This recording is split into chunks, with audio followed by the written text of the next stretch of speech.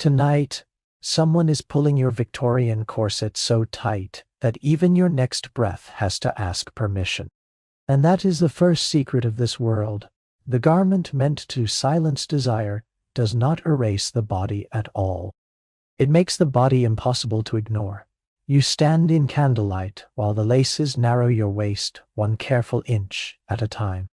Your posture straightens, your ribs stiffen, your breath climbs higher into the chest. Nothing here is called punishment. It is dressing, refinement, preparation for being seen. But the more tightly the body is arranged, the more vividly it begins to speak back in heat, pressure, pulse, and the private memory of release. Victorian society wanted women to look pure, composed, untouchable. Instead, it created a silhouette that made every sensation sharper. The room itself remains calm, polished wood, a mirror holding the last gold of evening, a ribbon laid across the dressing table beside a brush, and a pearl pin. Behind you, practiced hands gather the laces again. Pull, pause, pull once more. The ritual is so ordinary it almost disguises what it is doing. That is part of its power. The corset is never presented as an instrument of force. It is presented as care, as finishing, as the proper architecture of a respectable woman. A body left natural is considered incomplete, almost careless. A body shaped, narrowed, lifted, and disciplined is a body made fit for society. The logic seems elegant from the outside. Order the waist, and perhaps the self will follow. So the lesson enters through the ribs before it ever enters through language. Stand straighter, move smaller, laugh less freely, take up less room, breathe if you must, but discreetly. The corset teaches all this without speaking aloud. It turns posture into morality. It makes obedience feel physical. That is why it mattered so much. It was not just a garment. It was a philosophy stitched into fabric and bone, and yet the body does not become quiet under pressure. It becomes attentive. You notice the exact place where the stays press. You notice how the breath no longer falls low and full, but flickers high in the chest. You notice the warmth collecting beneath the layers. You notice how every step down a staircase must now be measured, how every turn of the torso comes with awareness, how even a simple laugh risks becoming too much movement for the shape you have been given. This is the paradox the Victorian world never solved. A culture that wanted women to appear passionless wrapped them in a structure that made them feel themselves constantly. Not loosely, not comfortably, but vividly. The body, under restraint, grows articulate in secret. It keeps account of pressure. It keeps account of release. It learns the difference between being arranged and being free. That is the softer reveal beneath all this elegance. The corset does not remove desire. It turns the body into a stage where suppressed desire becomes easier to feel, more dramatic in gesture, and harder to forget.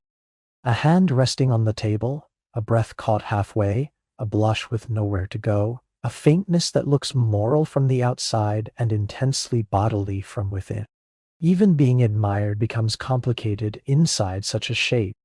The tiny waist, the lifted bust, the carved silhouette, all of it invites attention, while demanding that the woman inside appear untouched by the fact of being watched. She may be looked at, but she must not seem to want. She may be arranged into beauty, but she must not seem to experience the body that beauty is being built from. That is the performance, not merely elegance, but elegance without appetite. And still the body remembers. It remembers the tightening now. Later tonight it will remember the loosening too. The first deeper breath after the laces are undone. The strange sweetness of expansion. The quiet, almost guilty pleasure of simply letting the ribs move as they please. That memory matters, because once the body has learned the pleasure of release, it begins to keep a second record beneath the official one. So the candles burn lower, the lace is smoothed, the final line is checked in the mirror. You are ready for the drawing room, for the gaze of others, for the long, disciplined theater of Victorian femininity. But under the satin and whalebone, Another lesson is already taking shape. The body can be trained from the outside, yes, yet because it feels that training so keenly, it also begins to build an inner life around what it cannot openly say. And that is where the next corset waits, not one of fabric this time, but of silence. Because after the body is taught to hold itself in, the mind must be taught to do the same. By the time you are old enough to feel something you cannot name, the training is already underway. No one explains desire to you directly. No one sits you down in a quiet room and says that one day your pulse may quicken for reasons that have nothing to do with fear, or that your thoughts may linger where they are not supposed to linger. Instead, you are taught by atmosphere, by omission, by the soft authority of what is never said aloud. That is how silence becomes education. You are a young Victorian girl in a room made gentle on purpose. Lace curtains, a closed piano, embroidery folded in a basket, lavender in a drawer somewhere, the afternoon arranged so neatly that even your questions begin to feel untidy before you ask them. You are corrected not by sermons at first, but by smaller gestures.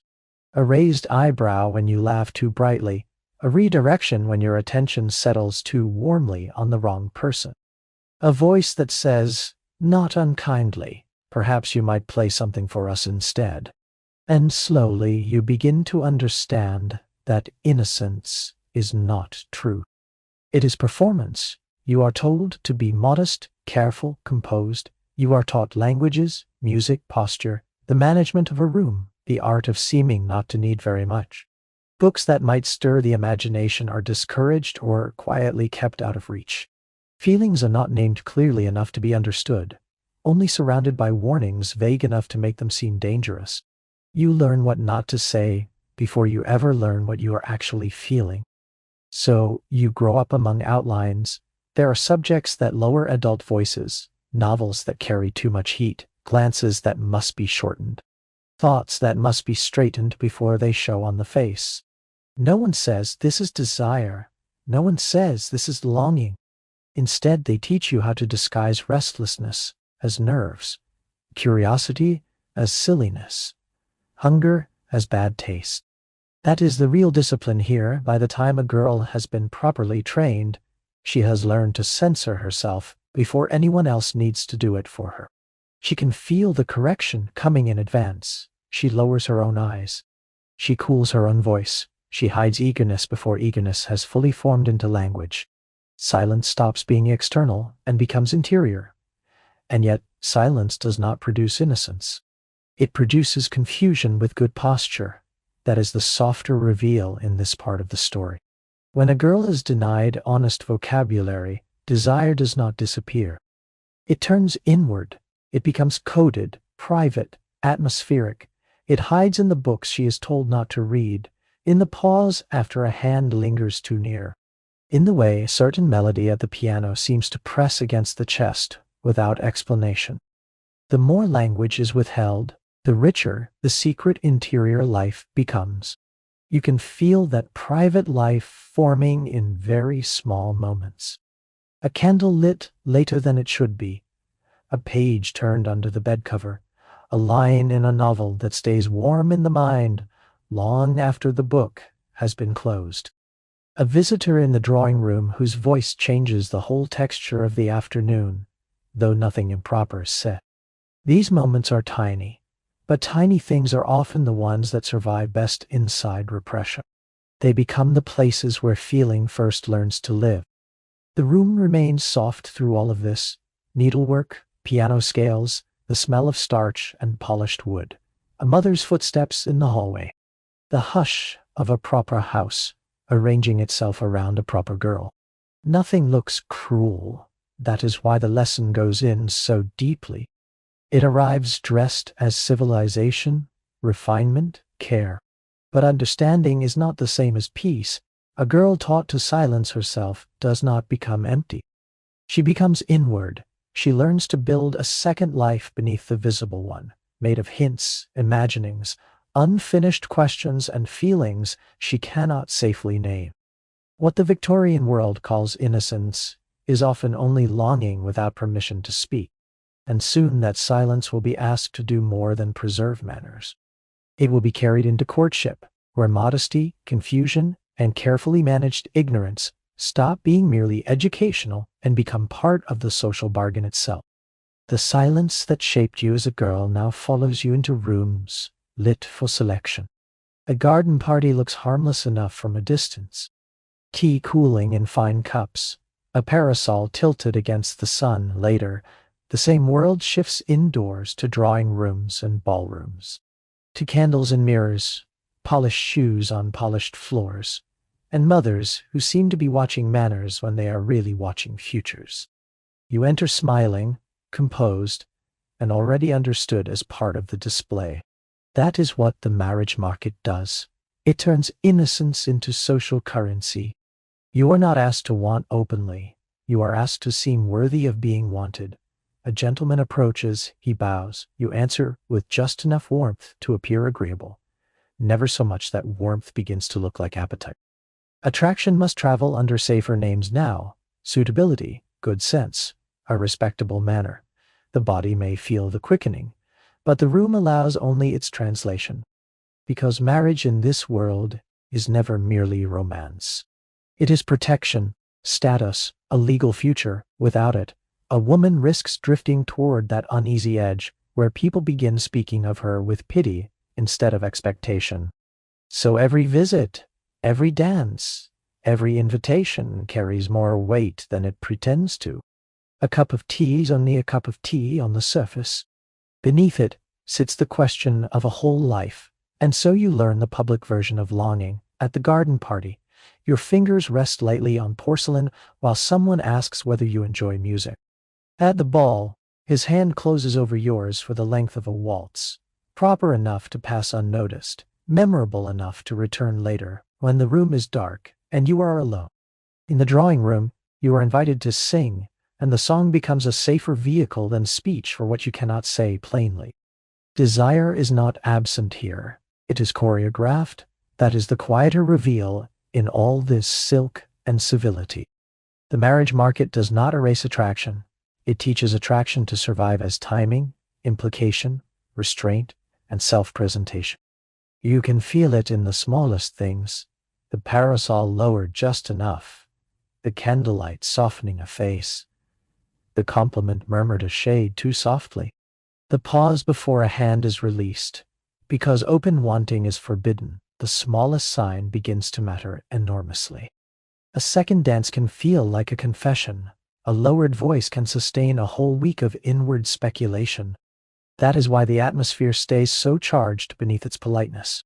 A woman is displayed, assessed, and maneuvered toward security. Yes, yet within that arrangement she still carries private responses no etiquette manual can fully govern. A blush rises and must be blamed on heat. A laugh comes too quickly and must be softened. A young man lingers in the same corner of the room twice, and suddenly the evening has a hidden center. And still it all remains gentle on the surface. Teacups, gloves, lantern light, the turn of a dance. Nothing scandalous needs to happen for the pulse to change. When wanting cannot speak directly, it learns to live on implication. But society is never content to leave female feeling in the hands of manners alone. Before long, the same restless interior life that drawing rooms try to manage through etiquette will be taken up by another authority entirely. And desire, once disguised as modesty, will soon be renamed as illness. Soon the room changes again. No garden lanterns now, no polished dance floor, no careful laughter drifting through a drawing room. Instead, you enter a consulting room where everything has been arranged to look so reasonable that questioning it feels almost rude. Leather-bound books, a narrow desk, a chair placed in the correct position for obedience. The air smells faintly of paper, medicine, and damp wool. You are here because something in you will not stay quiet. Restlessness, sleeplessness, irritability, a racing pulse, thoughts that wander where they should not wander, a body that feels too alive at inconvenient hours. In another life, These might remain scattered pieces of ordinary human unrest. Here, they are gathered together and handed back to you under one cold, impressive name. Hysteria. The word lands with the weight of explanation, though it explains very little. That is part of its usefulness. The doctor lowers his eyes to his notes. His tone stays measured. He speaks of nerves, of feminine weakness, of disturbances in the system. Behind his language stand older ideas too, the lingering suspicion that the female body is unstable by nature, that the womb itself may somehow disturb the mind and unsettle the whole inner climate of a woman. The theory shifts from age to age, but the habit remains the same. What a woman feels is not trusted first as experience. It is translated first as disorder, that is the quieter violence in the room. Feeling becomes malfunction, desire, which society never learned to admit safely, is not allowed to remain desire for long. It becomes symptom. Longing becomes nervous complaint. Frustration becomes imbalance. Wanting becomes illness if it cannot be folded neatly into marriage, maternity, and dutiful calm. The body is not asked what it means by its own unrest. It is told what the unrest must be called, and because the room sounds scientific, the naming gains power. You sit and listen while your humanity is turned into a case. The doctor's pen moves. The books stay closed behind him like a wall of respectable certainty. Everything is quiet, dry, almost dull in its outward manner. That dryness matters. It lets absurdity wear the face of professionalism. Then treatment enters. The room does not become lurid. It remains clinical. A screen, a chair, a basin, a physician maintaining his composure with almost ceremonial care. Relief is offered under the sign of medicine, even when the medicine depends on refusing to say plainly what is being relieved. Sometimes the language is massage, sometimes stimulation, sometimes the easing of female congestion, nervous agitation, or bodily imbalance. The terms are careful because they have to be, and still the body responds. A woman leaves quieter, lighter, calmed in some real and undeniable way. The system records this as proof of successful treatment. It does not stop to consider that it has built an entire medical ritual around denying female desire while secretly administering relief to it. That is the deeper contradiction hidden in the consulting room. Victorian society could not safely admit female longing, so it converted longing into sickness and then built therapies around the denial. The age needed this story badly. If women were allowed to want openly, too many structures would begin to loosen at once. The angel in the house would lose her balance. Marriage would become harder to govern. Male authority would no longer get to define the terms of feminine feeling. So the diagnosis protects the social order as much as the patient. It calls the body unwell rather than unmet. It calls hunger a disorder rather than a fact of being alive. And the calm of the room makes all of this feel almost natural. The doctor's pen scratching paper, the closed spines of serious books, the faint rustle of a skirt as a woman shifts in her chair, the low voice that keeps everything sounding respectable enough to survive itself. Nothing here needs to shout. The nonsense is delivered too elegantly for that. For some women, perhaps, the experience must have felt humiliating.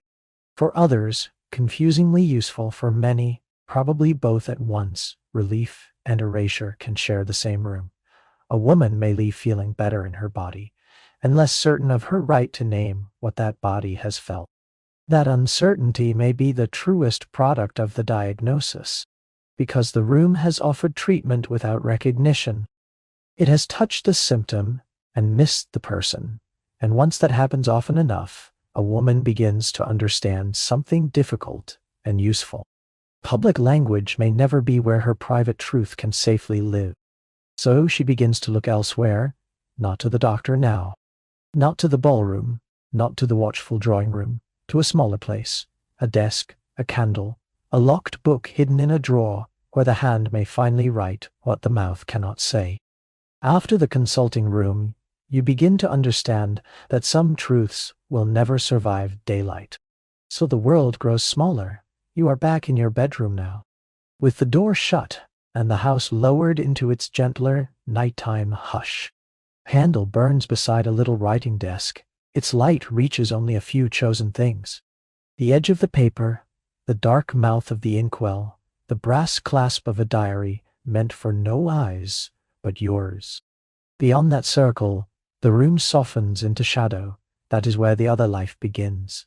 By day, you speak in manners, you nod, smile, answer carefully, and let the world misunderstand you in all the approved ways.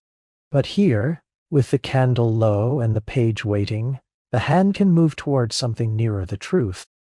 Not openly, not recklessly, still in disguise, but nearer. So you sit down and begin. The pen touches paper, then hesitates. The first line is never quite honest in the blunt sense. It cannot be, even alone. You have been trained too well for that. Instead, you write in substitutions, in softened phrases, in the strange little code Victorian women learned to build out of necessity.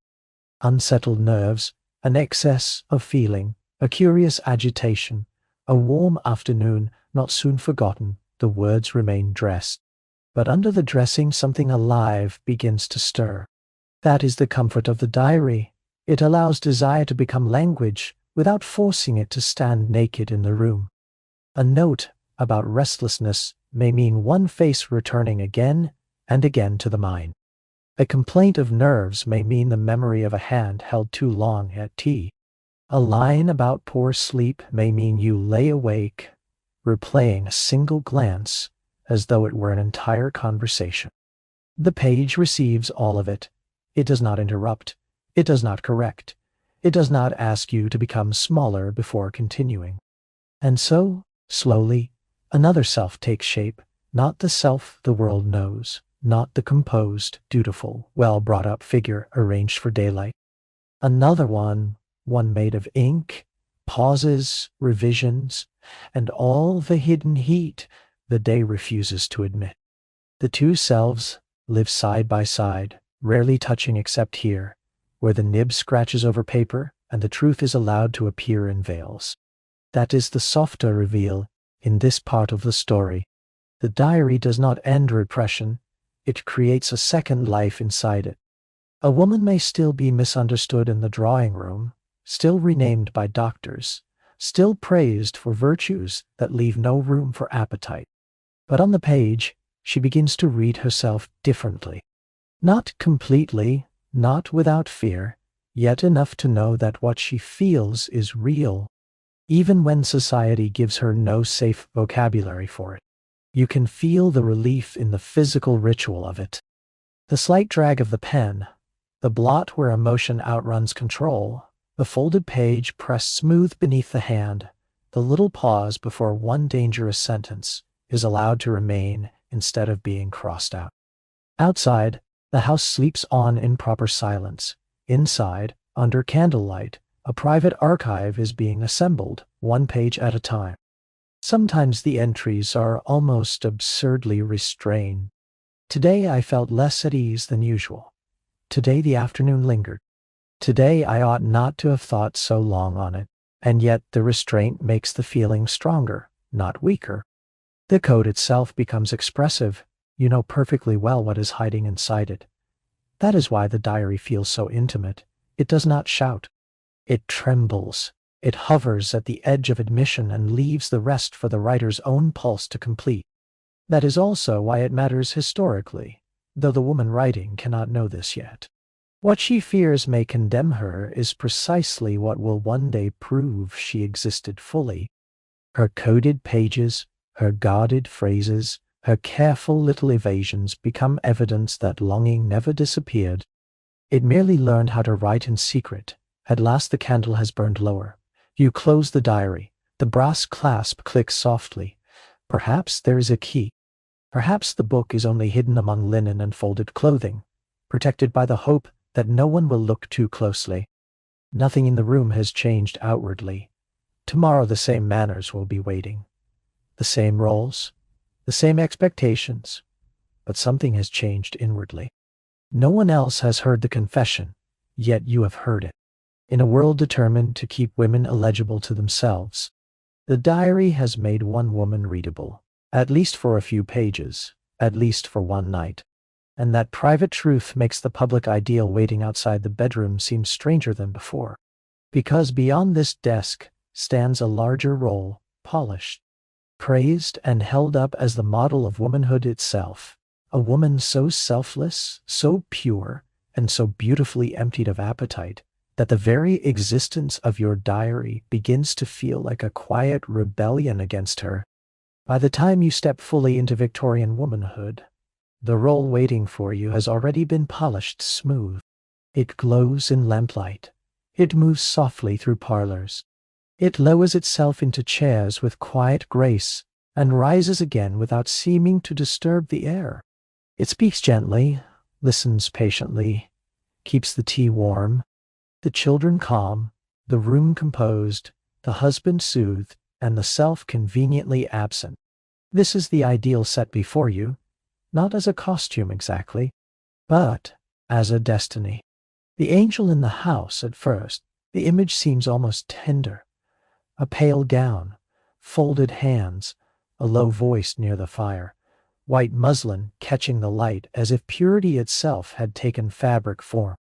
Everything about her suggests peace. She does not press. She does not hunger. She is there to soften, to steady, to give. If she feels anything difficult, she transforms it into patience before anyone else can see. That is what makes the ideal so powerful. It does not arrive looking cruel. It arrives as praise. Girls hear it in sermons, in poems, in the careful language of mothers and aunts who have already learned how to survive by bending toward it. They hear that the finest woman is selfless, that the truest wife is gentle, that the noblest mother is endlessly giving, that feminine virtue shines brightest when it asks for nothing. The lesson gathers slowly, beautifully, until it feels less like an instruction than like the natural order of the world. And yet, the order comes with a shadow, because once womanhood is divided, this cleanly, spotless angel on one side, fallen woman on the other, there is almost no room left for the ordinary human middle. No room for appetite without disgrace, no room for complexity without suspicion, no room for a body that feels desire and still wishes to remain good. That is the trap. The angel is praised for seeming untouched by want, but real women are built from nerves, flesh, imagination, memory, loneliness, curiosity, warmth, grief, and longing. None of that disappears simply because a culture writes a better poem. So the desire the angel cannot admit does not vanish. It goes underground. It learns to smile sweetly in daylight and breathe more freely, only in secret. That is the quieter reveal inside the whole ideal. The angel in the house did not make women less desirous.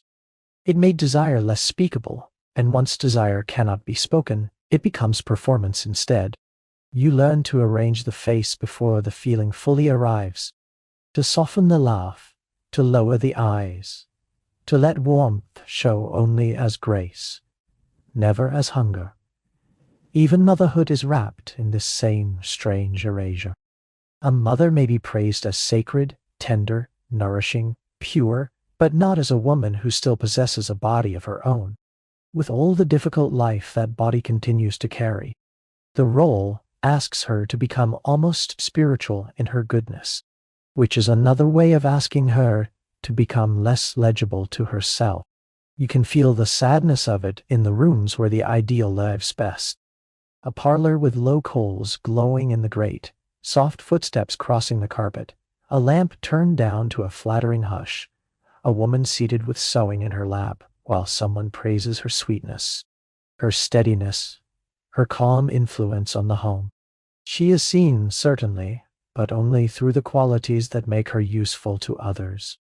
Her interior life remains politely out of frame, and if she steps out of it, the other figure is waiting. The fallen woman, the warning, the one who wanted too visibly, spoke too freely, laughed too brightly, felt too openly, or allowed the body to become undeniable. The Victorian imagination loved this binary because it made control simple. Halo or ruin, purity or shame, reverence or pity. A woman did not have to be fully understood as long as she could be sorted. So many learned to survive by acting, not always falsely, sometimes sincerely, sometimes with real tenderness, real devotion, real love. But still with acting, the angelic posture becomes a second skin, useful in daylight, expensive at night. A woman may play the role so well that others begin to forget she is playing it at all. Sometimes she may forget for a while too, yet the body remembers what the role excludes. The diary remembers, the pulse remembers, the little quickenings and inward shifts that polite life cannot fully bleach away remain quietly present beneath the white muslin and folded hands. That is where the controlled irony enters. A society so obsessed with female purity ends up requiring endless female performance. The angel appears natural, but she is as constructed in her way as the corseted waist. She must be maintained, rehearsed, lit correctly, spoken correctly, believed in repeatedly. She is not the absence of desire, she is desire hidden well enough to pass inspection. And hidden desire has a habit of seeking other rooms. It moves away from sermons and parlor, prays toward places where imagination is harder to police. Toward shelves, pages, secret reading, and the dangerous comfort of finding language in books no ideal woman is supposed to need. Because once the official image of purity has been established, the private mind begins quietly looking for what might undo it. Behind the respectable books, another education waits. From the outside, the shelf looks harmless enough, a Bible with gilt edges, a volume of sermons, a few improving essays, a respectable novel with a sober spine, a book of manners no one has truly enjoyed but everyone agrees ought to be visible. The room itself helps the disguise along, a quiet bedroom, a candle burning low, curtains drawn, the house asleep enough that even the floorboards seem to understand they must not betray you now. You reach past the approved titles and touch the hidden one. Sometimes it is tucked behind the others, sometimes it is slipped inside a false cover, disguised as devotion or domestic instruction. Sometimes it is not truly obscene by any modern measure, only warm enough, intimate enough, full enough of glances, breath, longing, and bodies half suggested that the Victorian world has decided it is dangerous. That danger is part of the invitation. You open the book slowly. The pages give with a soft, dry sound. Candle wax glows on the paper's edge. An engraving catches the light for a moment. A hand lingering on a wrist. A figure bending too close. A face turned in the direction of feeling rather than propriety. Even before the sentences have done very much, your body has already changed. The room grows smaller. The page grows warmer. You begin reading with the peculiar attentiveness reserved for things one has been told not to want. That is what forbidden reading offers. Not only content, but permission by stealth. In daylight, the body must be managed. The face arranged, the voice moderated, the appetite denied or translated into safer words. But here, in the narrow circle of candlelight, longing may move through fiction before it ever dares move through speech. A novel can say what a girl cannot. A poem can hold a feeling in its lines that would sound scandalous if spoken plainly across a drawing room. The page becomes a place where desire may exist in atmosphere before it ever appears as confession. So imagination learns to do the work direct life cannot do. A sentence describing a gaze held too long, a heroine trembling at a touch she ought not welcome, a meeting delayed, a hand clasped in farewell, a figure crossing a room with more intensity than the room can safely contain. None of it must be explicit to matter. In fact, sometimes suggestion is stronger. The Victorian mind, starved of honest language, feeds hungrily on fragments. The body completes what the text only begins. That is why these hidden books mattered so much. They were not merely contraband objects, they were chambers of rehearsal. A woman reading them could feel without being seen feeling. She could encounter versions of hunger, curiosity, danger, and surrender at a protected distance. She could discover that what stirred inside her had shape, had precedent, had company. Even if the story ended badly, even if the moral lesson was meant to punish the very desire it awakened, the awakening still happened. That is the softer reveal here. When direct desire is silenced, imagination becomes its refuge. Books do not abolish repression, they create a parallel interior world inside it. A girl may still speak modestly the next morning, still lower her eyes when expected, still play the dutiful daughter or future wife. But after reading by candlelight, she is no longer quite as alone inside herself. The page has given her images, rhythm, possibility. It has shown her that longing can occupy a room, that a body may answer language, even when society pretends that bodies should remain still. You can feel the intimacy of it in the smallest details.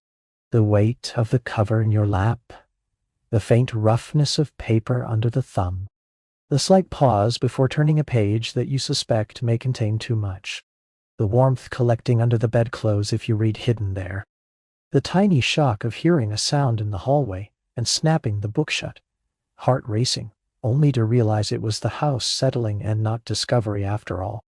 Reading becomes not only an act of imagination, but of suspense, secrecy, pulse. Sometimes the books are passed quietly from hand to hand. A cousin lends one and never names it directly. A friend mentions a poem in language too casual to be truly casual. A volume appears with its innocent cover intact and something far less innocent breathing just beneath it. Desire leaves traces in these exchanges, not loud ones. Merely the soft electricity of shared knowledge. Someone else has read this. Someone else felt this heat rise from the page and kept turning it anyway. And once that is known, the bookshelf itself changes. It is no longer furniture. It is a concealed map of possible selves. The respectable spines facing outward still perform safety for the room, but behind them sits another archive, one where women are not only angels, daughters, wives, or patients. They are creatures of pulse, thought, fantasy, appetite, dread, and delight. They are allowed, at least for a chapter, to be too alive for etiquette. Of course, the reading must eventually stop. The candle shortens. The page closes. The hidden book slides back behind the approved one. Morning will return with its ordinary light and its ordinary demands. Yet something has shifted once again. The imagination, having been given a room of its own, will not entirely go back to sleep.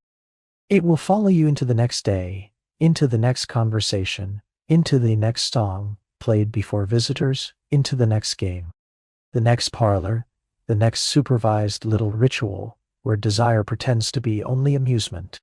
Because once longing has learned to breathe in private, it becomes easier to recognize its disguised public forms as well. And soon enough, it will appear again, not in secret reading this time, but in music, laughter, games, and the carefully managed playfulness of rooms where everyone pretends they are only being social. Once desire has learned to breathe in private, it becomes easier to recognize the little public rooms where it is allowed to rehearse itself under supervision. You step into a parlor where everything has been arranged to look harmless. Velvet chairs, a piano polished to a dark shine, a card table already prepared, candles breathing softly in their holders, firelight low in the grate, chaperones seated just far enough away to suggest safety, just near enough to make safety feel theatrical. The room hums with the ordinary noises of polite evening life, laughter softened by upholstery, teacups set down carefully, the rustle of skirts crossing carpet. And yet the whole scene carries a hidden charge, because this is one of the places Victorian society accidentally made room for desire while insisting it had done no such thing. The parlor is respectable by design. It belongs to family life, to guests, to music, to games, to all the approved forms of social bright. That approval is what makes it useful. Inside an honest scandal, everyone would know what was happening. Inside the parlor, attraction can hide behind good manners and call itself amusement. So the evening begins with cards. You take your seat. Someone shuffles. Someone deals. Gloves have been removed or half removed, and already the smallest contacts begin to matter. A hand brushes yours while passing the deck. A gentleman leans just a little too near to see your cards. You laugh because the moment must remain light, but the body receives it more seriously than the room would ever admit. A glance, a pause, a fingertip where it need not have lingered, and suddenly the whole game is carrying more meaning than the rules printed on the table. That is how the loophole works. Nothing improper has happened. Nothing that could be named in front of a mother or aunt without sounding absurdly dramatic. And yet, something has happened. A tiny rehearsal of attraction, a safe mistake, a practiced near accident. Victorian culture tried to choreograph innocence so carefully that it ended up inventing little sanction. Stages where innocence and flirtation could stand side by side without openly contradicting one another. You can feel this most clearly when the games turn playful. Forfeits are proposed. A player who loses must sing, recite, retrieve some object, offer a compliment, perhaps even submit to a moment of mock embarrassment that lets everyone laugh while watching who blushes hardest. The rules themselves remain childish enough to protect the room. That is their brilliance, under the excuse of silliness. People may test one another more boldly than ordinary conversation allows. A girl may speak more warmly than she should have dared. A young man may look too directly, and then excuse it as part of the game. Everyone keeps smiling, because smiling is how such danger is made safe. Then someone is asked to play the piano. The room shifts without appearing to shift. You cross to the instrument, smooth your skirt, and sit. The candles gather in the polished wood. Behind you, voices lower. The first notes rise into the parlor and seem almost innocent until you realize that music, too, is one of the room's disguises. A song can say what speech cannot. A melody can linger where a phrase would be remembered too clearly. If someone in the room is listening with particular attention, you will know it, even if he says nothing afterward more revealing than that you played beautifully. That is another of the evening's small permissions.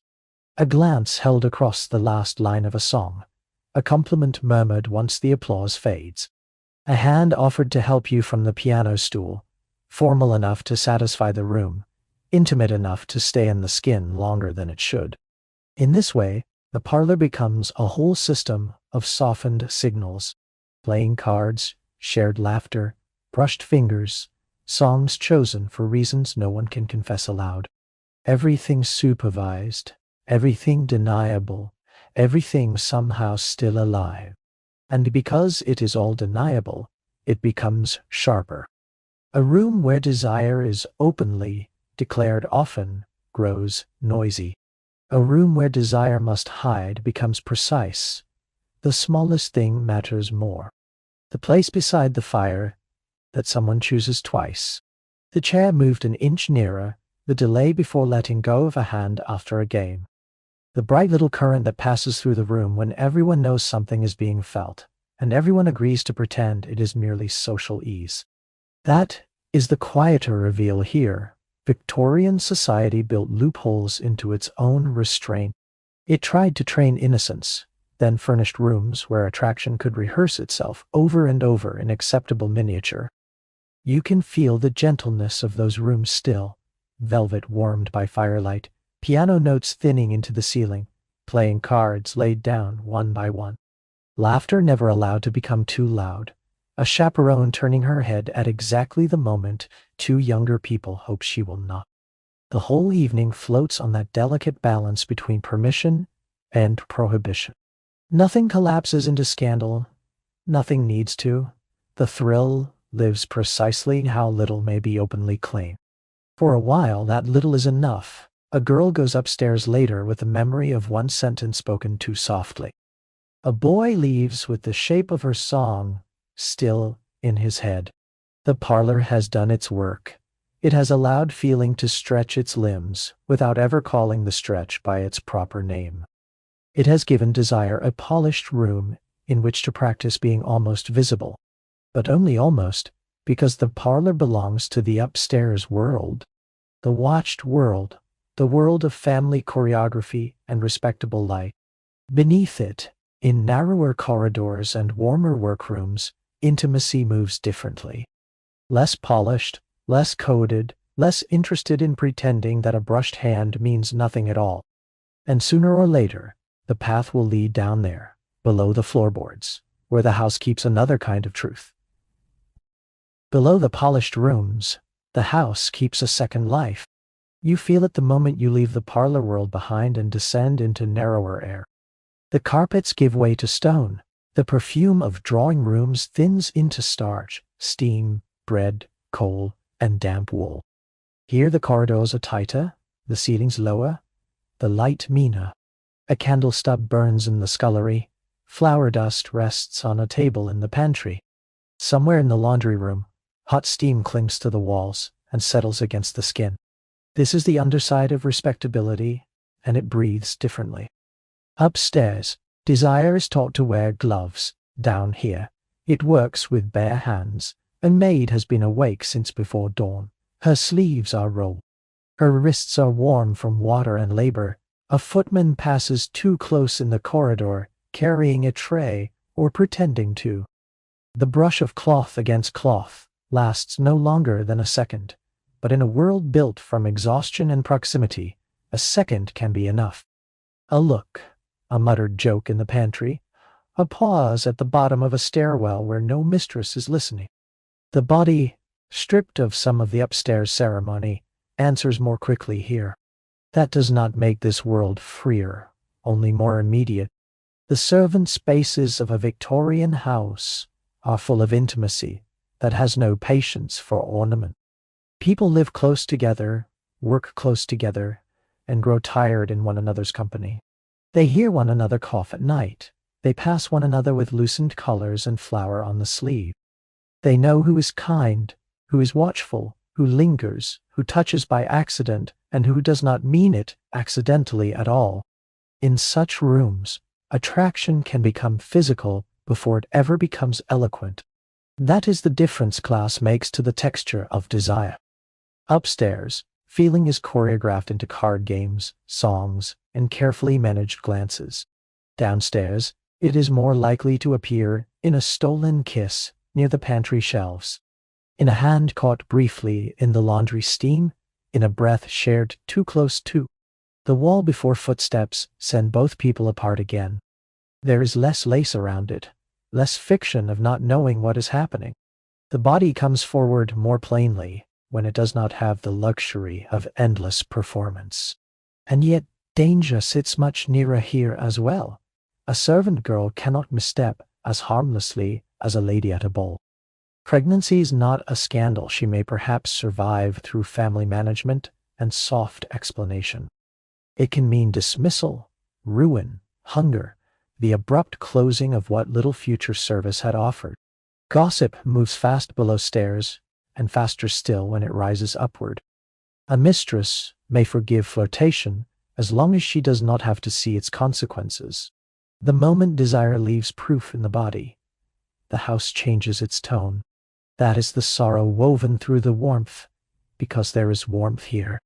Real warmth, in the scullery after the work has slowed, in the pantry doorway where laughter nearly escapes, in the shared glance over folded linen, in the fact that people touched by labor may also be touched by longing without needing to turn it into poetry first.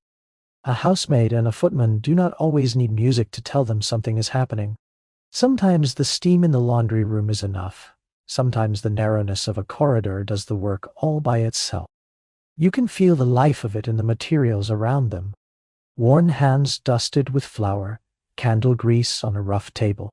The damp heat of drying sheets, the hollow sound of steps on stone, a crust of bread broken in half and shared, a narrow bed under the roof where a girl lies awake later, replaying one brief moment in the passage as if it had lit the whole day from within.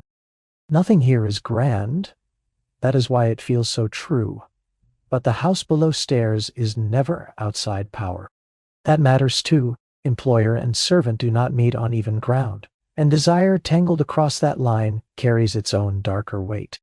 Some encounters are mutual, some are not, and many live in that old difficult middle where affection, need, pressure, and risk knot themselves together too tightly to separate cleanly. The household depends on silence upstairs, but downstairs it depends on something else as well. That those with less power absorb the danger more quietly. So desire here is not innocent, but neither is it unreal. It is closer to hunger, closer to fatigue, closer to the body as a thing that has worked all day and still longs for touch before sleep. It is less ornamental than the world above, less interested in pretending that attraction is only a social grace. Yet it remains constrained by money, by class, by pregnancy, by dismissal, by the fact that a servant's mistake is never merely romantic. It is economic, it is reputational, it is survival. That is the quieter reveal in this lower world. Desire becomes less polished when parlor choreography falls away. But it does not become simple. It becomes human at closer range, and therefore riskier in every direction. By night, the kitchen cools, the steam thins, the last footsteps settle, somewhere above. The respectable house goes on dreaming of purity, while below it, the real pulse of the place lies restless in narrow rooms. A girl turns on her mattress, a memory returns, a hand on her wrist, a whisper near the pantry door, a warmth that feels both dangerous and sustaining. And after such heat, the next room in this story will feel almost startlingly cold. Stone again, but not servant stone now, another kind of silence, another discipline, a life that promises to quiet the body rather than expose it. Beyond the house, beyond the corridors of service and risk, waits the convent, where desire will not disappear either, only change its clothing once more. After the heat of the house below stairs, the next threshold feels almost startling in its coolness. Your hand touches the convent gate, and the iron is cold enough to steady the mind. On the other side, the world changes its rhythm at once. The air smells faintly of beeswax, old stone, and something clean that is not quite lavender and not quite smoke. A whitewashed corridor stretches ahead. Narrow windows admit a pale, disciplined light. Footsteps fall softly on flagstones and are swallowed before they can become noise. Everything here seems arranged to quiet the body before the body can remember how much it wants. That is the promise of the place: silence, order, escape from the marriage market and its bright little humiliations. Escape, perhaps, from the dangerous warmth of service life, from the drawing room, from the constant pressure to become wife, mother, ornament, consolation. A woman crossing into the convent may feel, for the first time, that she has stepped outside the ordinary script prepared for her. No husband waiting at the end of the hallway, no ballroom calculations, no parlor performances, only prayer, discipline, study, and the long company of women set apart from the world's usual demands. It's easy to see why such a life might feel like refuge. The chapel keeps its own weather. Veils move softly in the half-light. Incense lingers under the rafters. Chants rise and fall, until they seem less like music than breath given structure. Bells divide the hours into something gentler than ordinary time. Morning office, work, reading, evening prayer, sleep. The body is carried along by repetition until desire itself seems it might dissolve into rhythm. But the body rarely dissolves so obediently. That is the quieter truth beneath the calm. The convent does not erase longing. It teaches longing new forms. A woman may enter the cloister to avoid marriage, yet still discover that the inner life remains full of ache, tenderness, attachment, and hunger for nearness. Only now the language around those feelings changes. What might have been called passion elsewhere may be spoken here as devotion. Spiritual yearning, holy friendship, the soul's restlessness before God. And sometimes that translation is sincere. A woman kneels at evening office and feels her chest tighten with something that is both peace and ache. She listens to voices braided together in chant and senses herself carried toward a longing too large for ordinary speech. Another woman finds in prayer the kind of intensity society never allowed her to name in daylight.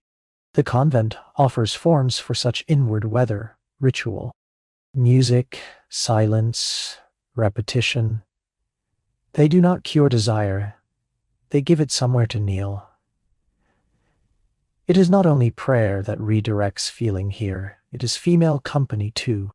Women living close together, studying, teaching, working, governing one another's days, sharing letters, glances, corrections, comforts.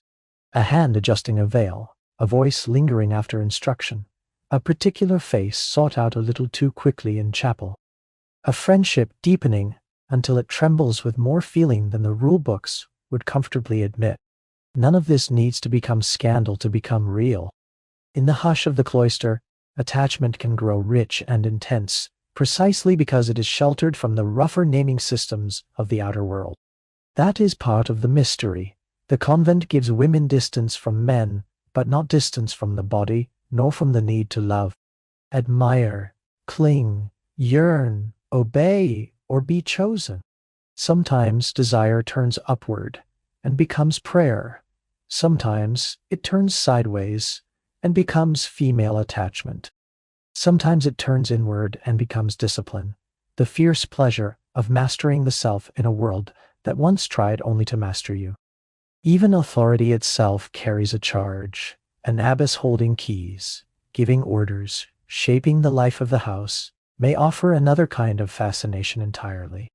So the silence here is not empty, it is full of redirected current.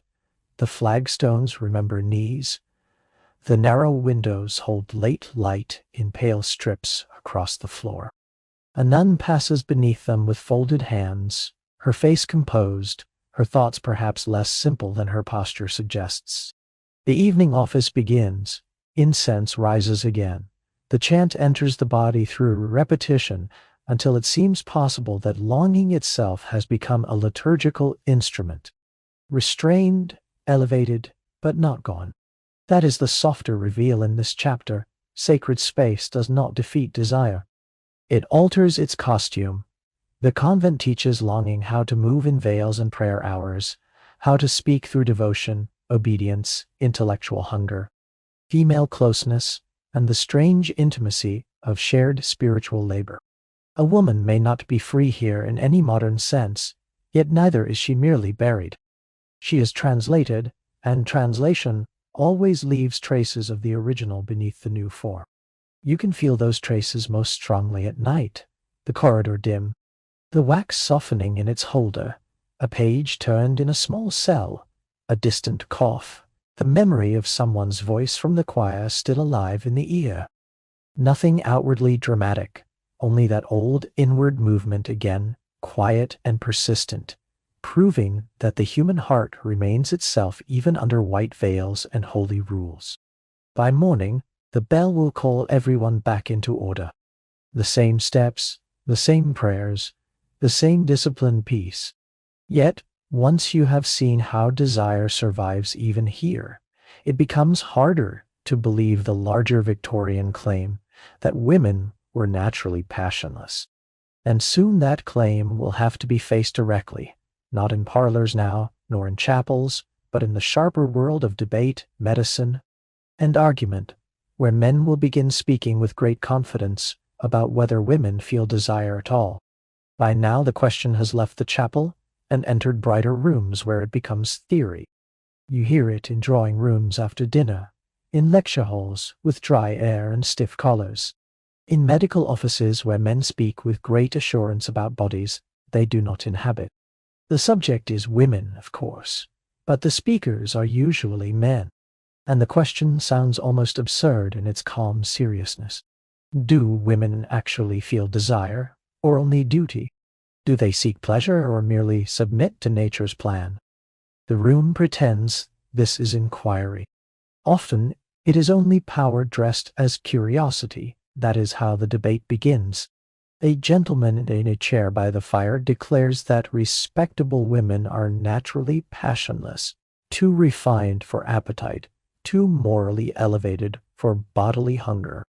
Another, perhaps a doctor, shifts slightly and mentions patients whose experience does not fit so neatly. A third insists that any woman who wants too much must be abnormal, excessive, disordered. Between them, a whole structure of contradiction begins to take shape, and it will cling to Victorian womanhood like a second skin. The passionless woman on one side, the dangerous woman on the other. Very little room remains in between. That is what makes these debates so revealing. Victorian society did not merely repress female desire. It built theories around it, theories elaborate enough to deny it in one woman and pathologize it in another. A good wife was said to feel little, perhaps nothing. A woman who felt too much risked being pushed toward another label entirely. One darker, hungrier, more frightening to the age. Nymphomania, excess, disorder. In this way, the system managed to keep women wrong from both directions. If you seem untouched, you are ideal. If you seem touched, you are suspect. And because the language is pseudoscientific, it carries an authority ordinary women are not encouraged to challenge. Doctors write, lecturers speak, essays circulate. The female body is described as though it were a delicate apparatus designed for reproduction, not pleasure, and any evidence to the contrary must be either dismissed or contained. The theory flatters men and stabilizes marriage. It makes female modesty sound biological rather than enforced. It turns silence into nature. That is the most elegant part of the lie. A woman, raised in restraint, denied vocabulary, trained to disguise appetite, then presented as proof that appetite was never there to begin with. The social system creates the performance and then points to the performance as evidence of truth. A wife who has learned to endure quietly becomes an example of feminine purity. A woman who does not speak is treated as a woman who does not feel. And yet lived experience keeps intruding. A physician sees one thing in print and another in the consulting room. A husband assumes indifference and encounters complexity. A diary, if anyone were allowed to read it honestly, would dissolve half the theory at once. So the age develops another habit. When evidence contradicts the ideal, it does not abandon the ideal. It subdivides women instead. That is where panic enters. The supposedly passionless wife exists safely at the center. Beyond her stands the woman who wants too openly, who is too restless, too warm, too bodily, too difficult to fit into calm domestic sainthood. She becomes the cautionary figure, the oversexed one, the diseased one, the one whose body must be read, not as normal, but as a warning. In that way, female desire is permitted to exist only as absence or pathology, never as ordinary human fact. You can feel how much the age needs that structure to hold. The drawing room stays dry and civilized. The candles burn low. Upholstered chairs absorb the sharper edges of the conversation. A teacup is set down. A gentleman clears his throat before speaking on behalf of women, with the smooth certainty of someone never required to doubt his own interior life. The mood remains conversational, almost pleasant, which only makes the logic underneath it stranger. A whole culture trying to decide whether women possess a kind of fire while carefully standing on the skirts that might prove it. That is the quieter reveal in this section. The Victorian world did not simply tell women to be silent. It built competing narratives to explain away whatever women might feel once silence failed. If desire was absent, that proved feminine purity. If desire was present, that proved feminine danger. Either way, women's actual voices were kept from the center of the argument. And once a society grows used to speaking over women like this, Some forms of female attachment become nearly invisible to it. That invisibility matters, because while men debate whether women feel desire at all, women continue writing to one another, leaning toward one another, building intimacies the dominant theory does not know how to read. The age is so busy deciding whether women want men that it sometimes fails to notice how deeply women may want one another's presence, voice, nearness, and touch. Passionlessness theory explains very little there. It leaves whole territories undescribed. So the room of debate begins to thin. The fire settles lower. The voices fade into upholstery and smoke. Their theories remain on paper, but already the next truth is waiting somewhere quieter, in letters folded carefully, in friendships allowed to look innocent, in the strange freedom that comes when a culture's blindness leaves one corner of longing less closely watched than the rest. You return to the writing desk, but the room feels different now. The candle is still low, the paper still waits, the brass seal still gleams softly beside the folded stack of letters tied in ribbon. Yet, tonight, the air around the desk carries another kind of warmth, because these pages are not meant only for your own hidden thoughts. They are meant for someone else, another woman, another hand, another pulse somewhere beyond the room, waiting to unfold what you have written and feel herself summoned by it. You break the ribbon slowly. The letters are light in the hand, almost too light for the weight they carry. A pressed flower slips from one, another still holds the faintest trace of scent, lavender perhaps, or rose water gone delicate with time. The pages open with that soft, dry sigh paper makes when it has been folded long and carefully. And then the words begin, "My dearest, my own beloved friend, I long for your presence more than I can decently say." The phrases remain clothed, but only just. They shimmer with feeling too large to stay entirely inside the polite language that contains them. That is the beauty of romantic friendship in the Victorian world. It gave women a form soft enough to pass inspection and deep enough to hold much more than inspection would ever have guessed. A friendship between women could be celebrated, even praised, for its tenderness, its loyalty, its spiritual refinement. Women might walk arm in arm, exchange letters full of devotion, speak in the language of yearning and attachment, and much of society would choose to see purity where something more complicated might also be living.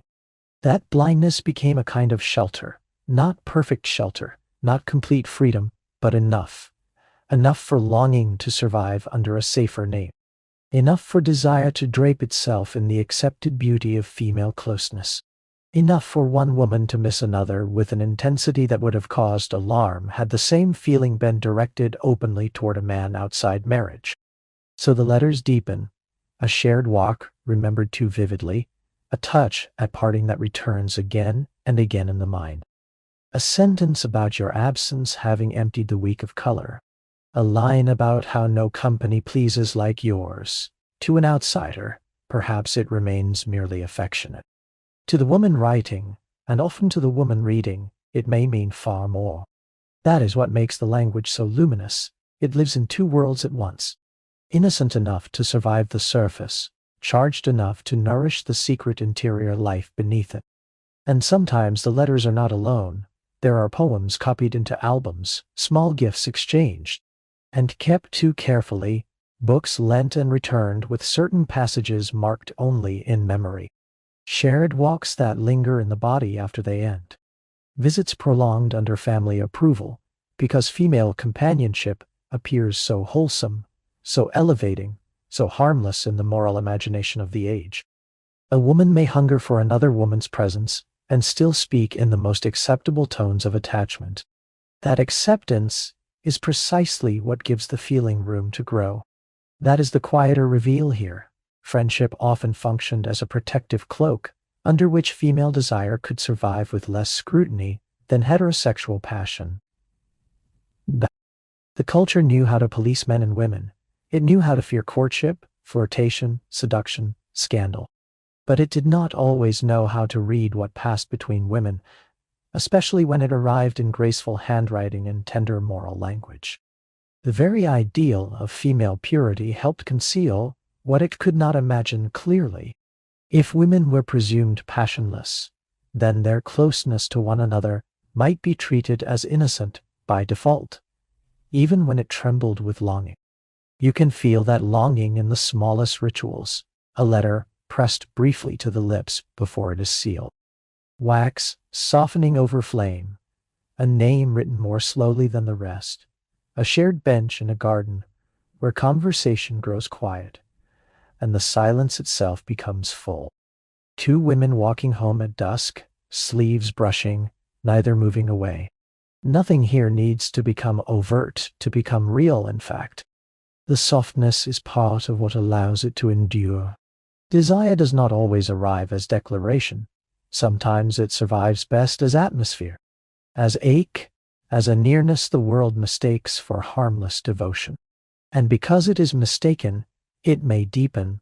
A woman may write more boldly than she would ever dare speak. She may let the page carry a heat her face cannot risk in daylight. She may wait for the post with a restlessness no one around her could interpret correctly, even if they saw it.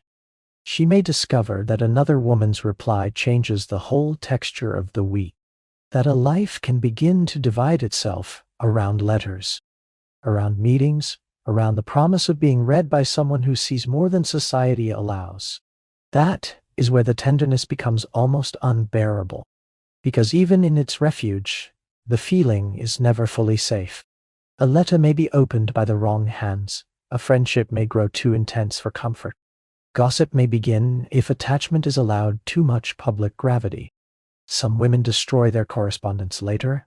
Others keep everything, trusting secrecy more than fire. The risk itself gives the intimacy a strange brightness. To be known under such conditions is no small thing. The room remains hushed around all of this. The candle shortens, the wax cools around an old seal, the paper warms beneath your fingers. Outside, the house settles into sleep, while inside these folded pages, another world stays wakeful. A world in which women may long for one another in language both visible and hidden, both permitted and dangerous. It is one of the gentlest rooms in the whole Victorian story, and one of the most quietly radical. At last the letters are tied again. The ribbon is wound back around them. The stack is placed where it belongs, half hidden, half cherished. Nothing in the room has changed outwardly. Tomorrow the same voices will use the same words: friendship, affection, companionship, devotion. But after reading, those words feel less simple than they did before. You have seen how much they can hold, how much they were sometimes asked to protect. And once desire has learned to survive in private language, it becomes easier to recognize it elsewhere under other respectable disguises. Not in letters next time, but in paintings, poems, and the public beauty of forms, the world praises even while feeling their charge. Because what cannot always be spoken may still be seen, hung on a gallery wall, framed as art, and admired under cover of culture. Now desire leaves the letter and steps into public view, though only under the protection of beauty. You enter a Victorian gallery where the gaslight is soft and buttery against polished floors, and every voice seems to lower itself automatically in the presence of frames. Gold leaf catches the light, dark wood gleams. Mythological women recline forever in painted gardens, their shoulders bare beneath the excuse of classical taste.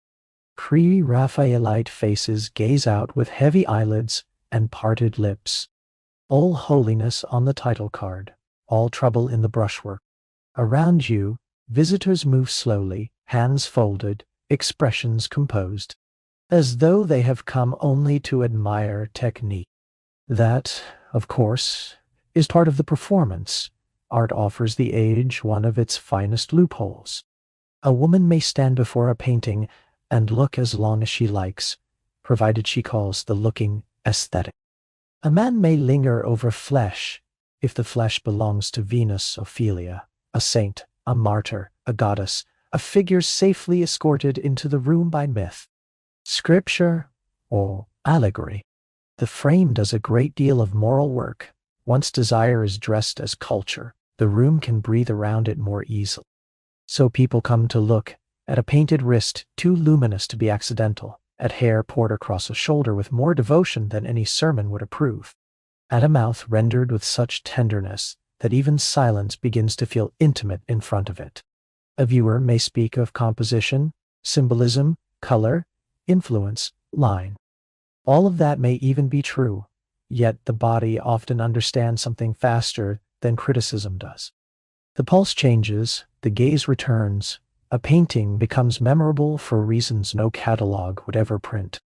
That is why art matters so much here. It allows desire to circulate in public while remaining deniable. Beauty becomes a respectable language for appetite. A woman who could never speak directly of her own hunger may stand before a canvas and feel it answer her all the same. She may admire, not only be admired. That shift matters, in galleries, in poems, in illustrated books. Women are not merely the objects of looking. They are watchers too, carrying their own private charges through rooms officially devoted to refinement. You can feel that charge in the way a gallery holds people. A young woman pauses before a painting longer than she meant to. Another copies a line of poetry later into her commonplace book, telling herself she values the verse for its beauty alone. A respectable matron tilts her head and praises the painter's treatment of fabric, while ignoring the fact that the fabric seems forever on the edge of falling away. A girl with a sketchbook studies the curve of a hand and discovers, perhaps without fully admitting it, that drawing can become another way of touching what cannot be touched openly. That is the quieter reveal beneath the gold frames and hushed shoes. Art did not simply decorate Victorian life, it gave desire a public room in which to appear without naming itself directly. The age was full of images that pretended innocence while carrying unmistakable heat. Mythological scenes permitted flesh, tragic heroines permitted abandoned posture. Open mouths, loosened hair, bodies overcome by feeling. Religious language could sanctify intensity, poetry could write longing into metaphor so richly that it slipped past propriety, disguised as melancholy, devotion, or beauty. The cleverness of the system is almost tender in its absurdity. The world says do not want, then hangs wanting on the wall, and asks everyone to admire the brushwork. And still, the room remains calm. Low voices, gold frames, painted hands resting forever against painted cloth. The scratch of a pencil in a visitor's notebook. The faint hush of skirts moving past one another. Nothing overtly scandalous needs to happen. The charge lives in restraint, in the extra second before stepping away from a canvas. In the way, certain poems are reread under the excuse of taste.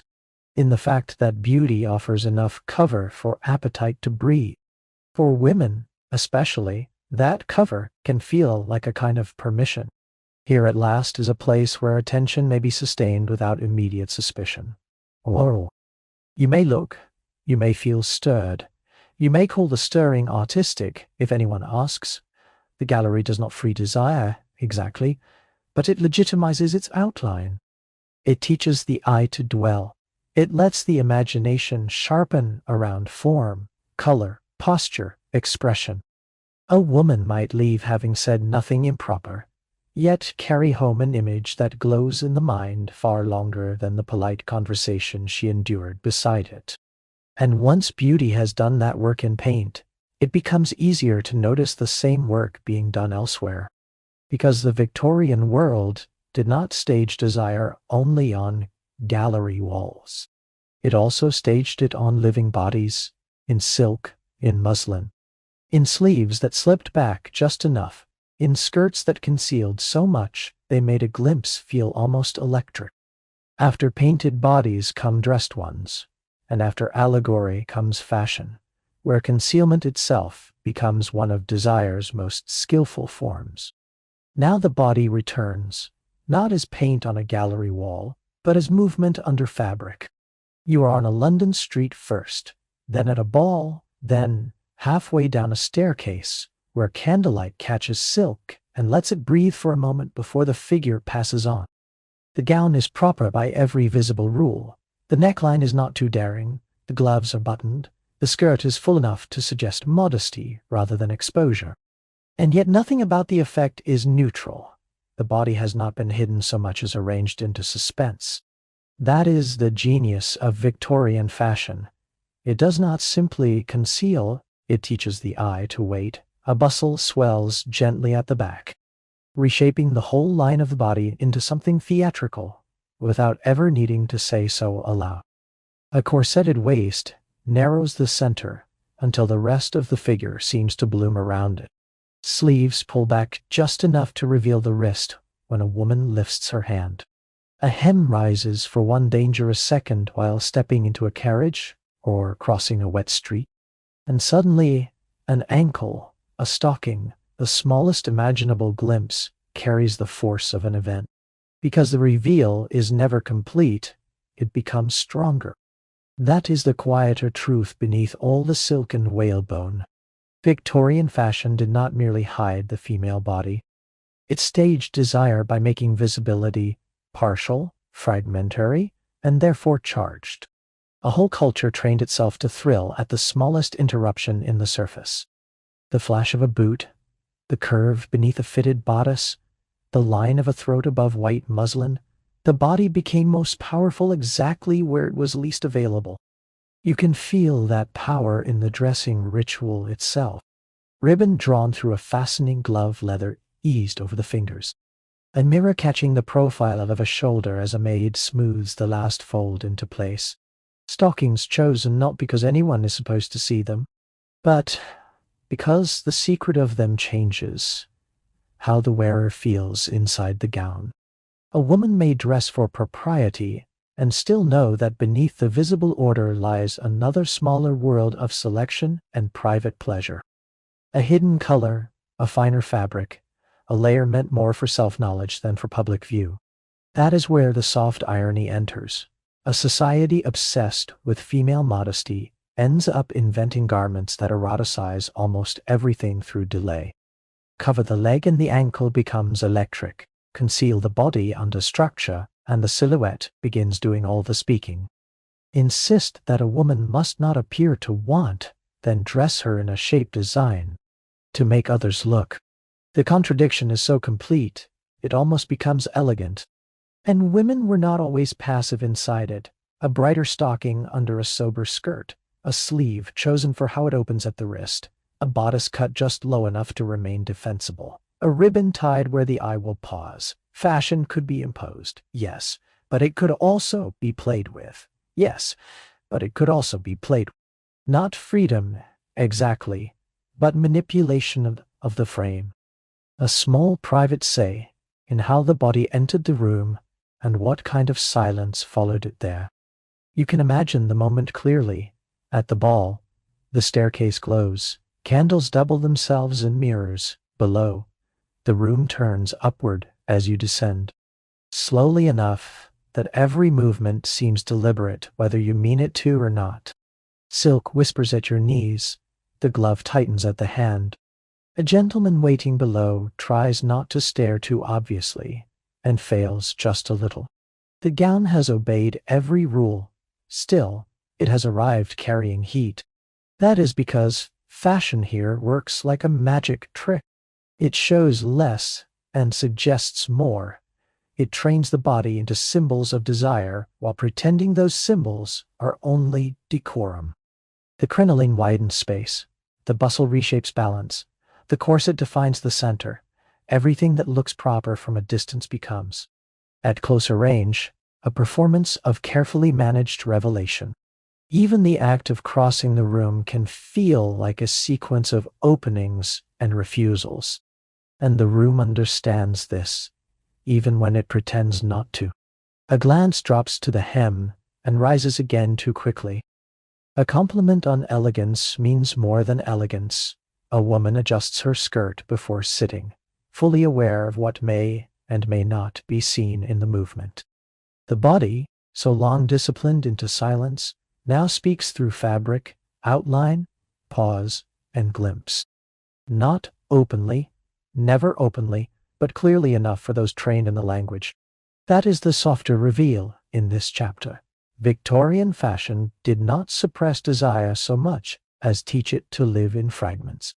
In the rustle of silk, in the pressure of glove leather, in the mirror's narrow mercy, in the brief, dangerous life of an ankle on a stair, the body remained divided between propriety and display, and precisely because it could not be fully shown, it became all the more difficult to stop imagining. By the time the gown is unlaced later, the room has gone dim again. Ribbon falls loose. The mirror holds only shadow, yet the memory of being arranged, seen, half concealed, half offered, lingers in the skin. And from there, the imagination turns outward once more, toward places farther away, where longing may be projected more safely onto distant landscapes, foreign fabrics, and the dream of desire happening somewhere else. The room is still English, but the imagination has already left it. You are in a bedroom or drawing room, lit by a low lamp, with the curtains drawn against the damp dark outside. On the chair lies a shawl too soft, and too vividly patterned for the rest of the house. A small bottle of scent has been opened. Somewhere nearby, a book waits with pages full of distant chambers, vales, courtyards, lantern light, and women imagined as freer than any woman in London is supposed to be. Nothing here has actually changed.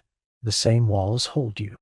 The same etiquette waits for morning, and yet the atmosphere has shifted enough for longing to feel less like confession and more like weather. That is the first function of fantasy. It makes desire feel as though it belongs somewhere else. The Victorian world loved that elsewhere. It draped it in silk, perfume, heat, and indolent luxury. It called it foreign, Eastern, distant, decadent, and in doing so made it available as a screen onto which forbidden feeling could be projected. A woman who could not safely imagine herself wanting under her own name might still imagine a chamber full of cushions, a balcony above some unfamiliar city, a body untroubled by English restraint, and in that imagined world she could breathe a little more freely. So the shawl settles over your shoulders. The fabric changes the body before it changes the thought. Its weight is different from muslin, different from house linen, different from anything worn for duty. The scent rises softly from the neck of the bottle. Rose, perhaps amber, something warmer than the room deserves. You open the book, and the language begins doing what fashion, sermons, and medicine never could. It gives longing a distant stage on which to appear without having to admit it is yours. That is why these fantasies mattered. They were never only about geography. They were about moral displacement. Desire became easier to entertain when it was moved into another costume, another room, another supposed civilization where rules were imagined to be looser, bodies softer, pleasure less punished. The farther away the scene, the safer the feeling, if the yearning belonged to some painted harem, some perfumed chamber, some figure reclining beyond the reach of English propriety, then perhaps it did not threaten the self quite so directly. And yet the self was always there, hidden inside the vision. A woman reading such scenes was not only escaping, she was testing the edges of her own appetite through borrowed scenery. The cushions, the silk, the low lamps, the suggestion of unhurried bodies and unsupervised rooms, all of it offered a dream of wanting without immediate shame. She might call it curiosity, she might call it literary interest, she might call it merely a taste for atmosphere, but the pulse knew better. The pulse always knew when the page had crossed from description into permission. That is the quieter reveal in this chapter. Desire sometimes became easier to bear when it was outsourced to another geography, another costume, another moral world that could be admired without being openly claimed. You can feel the softness of that strategy in the objects around you. The shawl slipping down one arm, the dim lamp making the room feel farther away from itself, the scent lingering on the wrist, the page turning slowly under the hand. Nothing in the scene is loud. It floats. That floating quality matters. Fantasy does not argue with repression directly. It drifts around it, enters through image and texture, and lets the mind live briefly in a world where longing does not have to introduce itself with guilt. But even this kind of distance has its limit, because after a while the book closes, the shawl is folded, the perfume cap is turned shut, the distant chamber dissolves, the foreign city recedes, and what remains is not really the East, nor any truthful place beyond the room. What remains is the fact that the body responded, that beneath all the projection and dreaming, the desire was never fully elsewhere. It was here, waiting for a form safe enough to approach. That recognition is what makes the air change again. The fantasy that once felt safely distant begins to fold inward. The room grows smaller, the lamp burns lower, the body is left with itself, with no book now, no gallery, no parlor game, no coded letter to carry the feeling at a remove. Only the private self, the private hand, the private knowledge that longing can survive even when stripped of costume and scenery. And that is where the next threshold waits, quieter and more feared than any perfumed dream. Because once desire can no longer be projected outward, it turns toward the most intimate form of female autonomy. The Victorian world tried hardest to frighten the solitary body answering itself in the dark. Night is the hour when the warnings grow louder, not in the room itself. The room is quiet. The fire has fallen low. The curtains hold back the last of the street light. The quilt is heavy across your body, warm enough to make stillness feel almost obligatory. But somewhere beyond the bed, beyond the candle you blew out, beyond even the walls, all the old voices remain awake. Sermons, advice manuals, medical cautions, the endless Victorian murmur, insisting that a woman alone with her own body is not merely vulnerable, but dangerous. So you lie still at first. You have been told enough, though never clearly, that certain habits drain vitality, that self-touch weakens the nerves, disorders the mind, disturbs the blood, corrupts innocence, ruins health. The language changes depending on who is speaking, but the message is always the same. A woman must not become too intimate with her own relief. The body is meant to be governed from outside, by family, by marriage, by medicine, by morality, not by the woman living inside it. That is why the panic matters so much. Victorian fear around solitary desire was never only about pleasure. It was about autonomy. A woman who could soothe herself, answer herself, calm her own restlessness without a husband. A doctor or a priest standing between her and her body became harder to govern in the old familiar ways. So the culture built an entire scaffolding of dread around the act. It called it self-abuse. It filled manuals with warnings. It invented consequences wild enough to frighten any young girl lying awake under blankets with her own pulse for company. And still, the body remained there. That is the softer truth beneath all the panic. No matter how severe the warning, the body could still discover itself in the dark. Not always boldly, not without guilt, often with fear beating beside curiosity so closely that the two became almost impossible to separate. A hand moving hesitantly, a breath caught and then held, the strange knowledge that relief, once found, does not feel like ruin at all. It feels like quiet, like release, like something the body understood before the mind had words for it. That contradiction becomes its own private education. Because once a woman has been taught to fear her own sensations, every moment of bodily relief arrives double. There is comfort in it, and there is shame, there is self-possession, and there is the dread of having crossed some invisible threshold no one properly explained. You lie there afterward, listening to the house, half expecting punishment to rise from the floorboards, from the bloodstream, from the next morning's mirror. And when none arrives, only the memory remains, warm and troubling and impossible to forget. That memory is what the age never quite knew how to defeat. It tried, through pamphlets, through whispered maternal cautions, through schoolroom discipline and medical absurdity, through devices designed to prevent contact, as though metal and leather might succeed where fear alone was beginning to fail. The inventions themselves tell the story. An entire culture does not build such defenses around a thing unless it suspects the thing is both common and powerful. That is the real reveal here. The intensity of Victorian panic around solitary desire does not prove its rarity. It proves its force. A woman alone with her own body steps outside the whole approved chain of permission. No husband must be chosen, no doctor consulted, no public role performed, no sentimental excuse attached. The relief belongs to no one else's script. It is private, immediate, and therefore deeply unsettling to a society that wants female feeling either denied, diagnosed, or domesticated. And yet, the room stays gentle. The quilt still holds its warmth.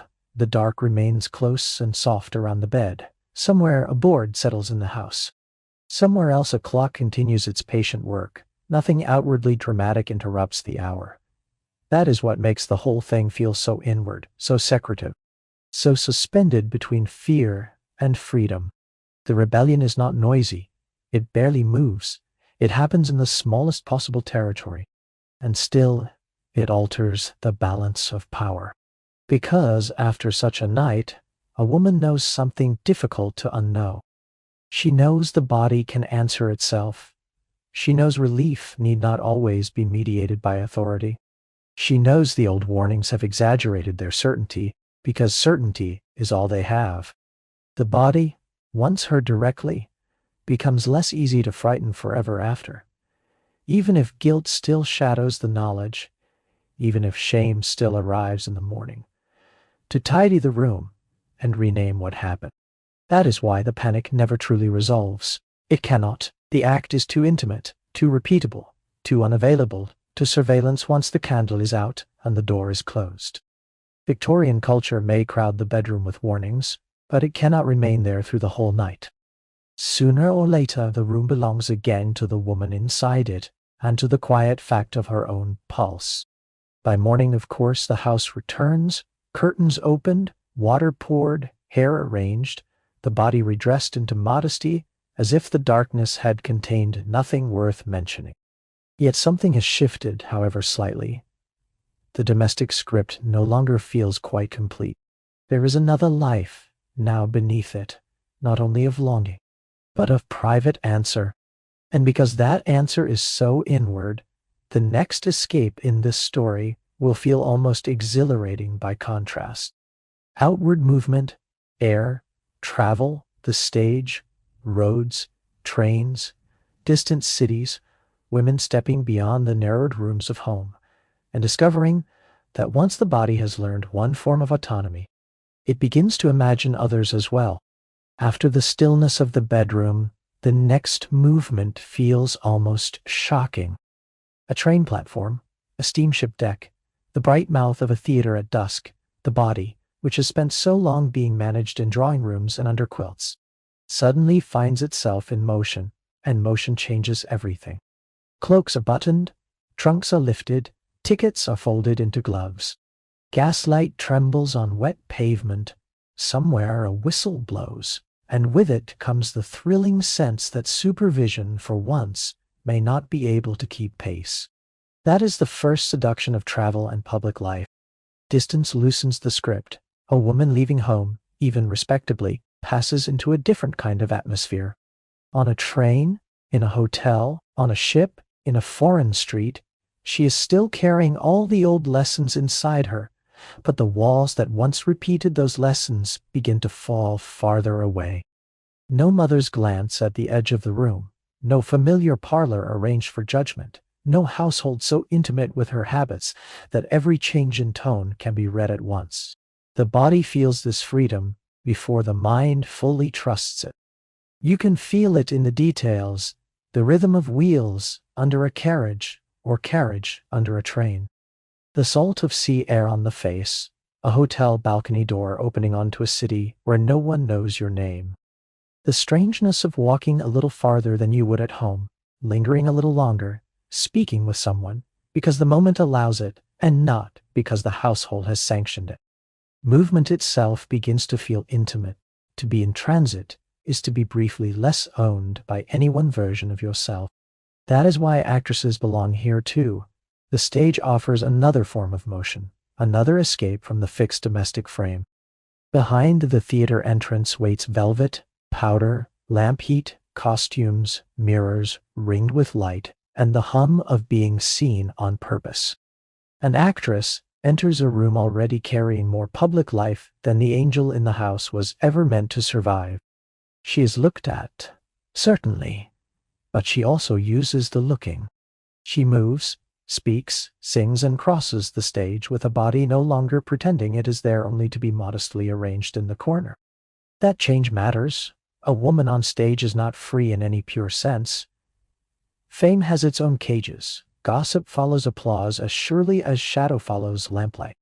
Still, visibility changes the terms. Desire becomes harder to regulate when it is folded into costume, role, voice, gesture, applause, celebrity, travel. An actress may be condemned and admired in the same breath, which is another way of saying she has stepped outside the old categories and forced society to stare at the contradiction. Traveling women do something similar. They leave the domestic script just long enough to feel its edges. A woman abroad can blame the climate, the sea air, the foreign light, the disorientation of hotels, the excitement of distance. For sensations she would never permit herself to name at home. A walk becomes longer. A conversation becomes warmer. A glance from a stranger holds itself differently when it floats free of family knowledge. Even the body seems to alter under travel, as though new streets and new skies make room for feelings that English upholstery kept pressed too flat. That is the quieter reveal in this chapter.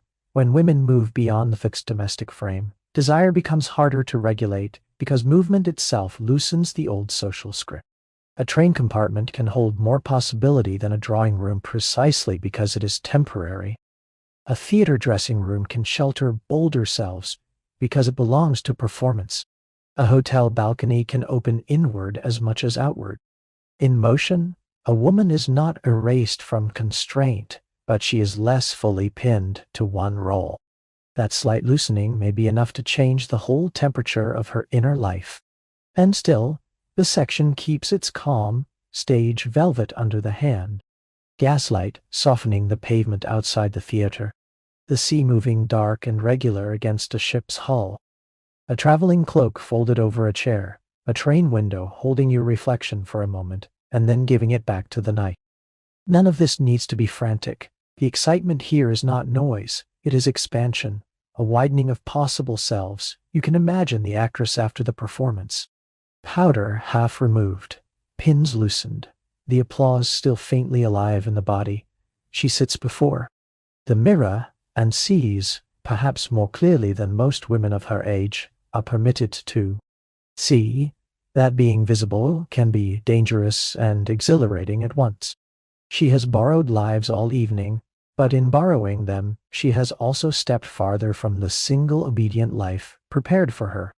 You can imagine the traveler too, leaning on a balcony rail, listening to foreign street sounds rise into the night, feeling that curious blend of loneliness and freedom that only distance can produce.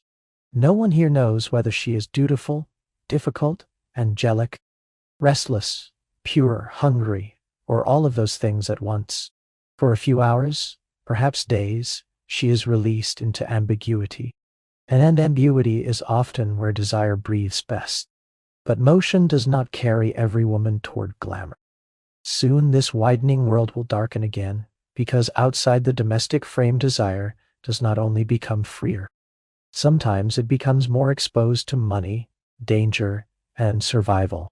The road from train stations and theater doors leads, before long, into harsher rooms where intimacy is no longer coded as performance or romance, but bound openly to consequence.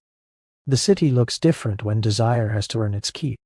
You are standing in a foggy street where the gaslight barely reaches the stones, and the houses keep their faces turned inward. A door opens, then closes quickly. A carriage rolls past without slowing. Laughter drifts once from an upstairs room and disappears as if it regrets having been heard. Nothing out here calls itself moral or immoral. The street is past those simpler words. It is a place where intimacy has become entangled with money, and where the body is asked to survive before it is ever allowed to feel innocent. That is where the brothel enters the story, not as a scandal floating at the edge of respectable life, but as one of its hidden engines. Men who speak warmly of purity by day can still turn down these streets by night. Women who were denied education, property, wages, protection, or patience can still find themselves here not because desire has made them free, but because the world has left them so few profitable choices. Some rooms are plush, some mean, some lit too brightly, some kept dim on purpose. Yet across all of them runs the same difficult truth. Desire here is rarely only desire. It is rent, it is food, it is leverage, it is danger wearing perfume, and because money passes through these rooms, power does too. A courtesan in silk may learn how to turn admiration into influence, gifts into security, charm into a kind of temporary rule. Another woman, poorer, less protected, less lucky, may live much closer to hunger, illness, police attention, and the hard arithmetic of how many evenings the body can bear before it becomes simply tired flesh, carrying other people's appetites. The same city contains both women and calls them by the same broad condemned names, though their lives are nothing alike except in exposure. That is the heavier reality beneath the fantasy. Victorian desire was never purely romantic, never merely moral, never only private. It was economic, legal, reproductive. It pressed hardest on those with the fewest options. A gentleman may leave the district with his reputation intact. A woman may leave it with her whole future thinned. That is what the age preferred not to examine too closely, which is why so much of its moral outrage landed downward, never upward. The fear of pregnancy deepens everything. You feel that fear not only in the brothel but in smaller rooms, quieter rooms, ordinary rooms where women sit close together, speaking in lowered voices over folded pamphlets. Tiny bottles, bits of advice passed hand to hand like contraband hope. A chemist who will not ask too many questions, a sheath sold under some safer euphemism. A sponge, a powder, a lemon rind remembered from someone else's whisper. Nothing about this knowledge feels grand. It feels improvised, practical, almost domestic in its secrecy. That is part of its sadness, because women are not reaching for these things out of abstraction. They are reaching because one more pregnancy may mean collapse. One more child may mean hunger. One more mistake may mean dismissal from service, or the tightening of marriage into burden, or the long helplessness of a body repeatedly asked to endure what no polite conversation will properly name. Fear sits beside desire now, not as an occasional shadow, but as its frequent companion. Even tenderness has to calculate, so information travels in fragments. A folded leaflet tucked into a drawer, a sentence murmured over tea, a married woman speaking more plainly once the younger one has proven she can be trusted. Remedies both plausible and absurd circulate together because desperation does not always get the luxury of certainty. Some methods fail quietly. Some help a little. Some are dangerous. All of them reveal the same thing. Women were trying, again and again, to separate longing from consequence in a world that insisted on tying them together. That is the quieter reveal in this chapter. Victorian society did not simply regulate desire through shame.